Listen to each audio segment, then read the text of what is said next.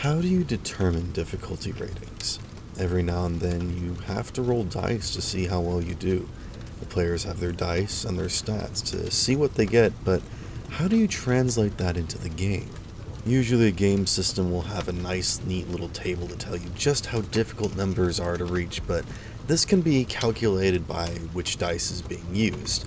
There are ways you can calculate percentages possible, but let's take a step back for a moment.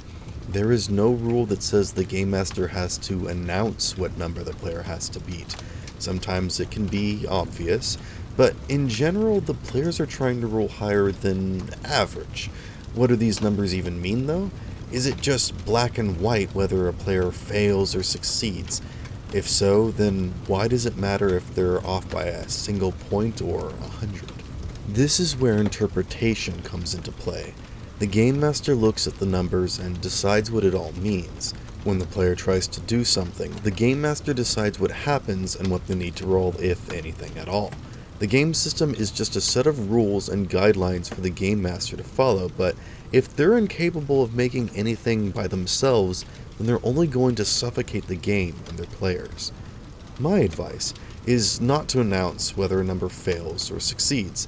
Oftentimes, I do not even create a specific number that I am looking for. It doesn't matter what is rolled, I need to describe what happens. I will explain the situation and events depending upon the amount of success.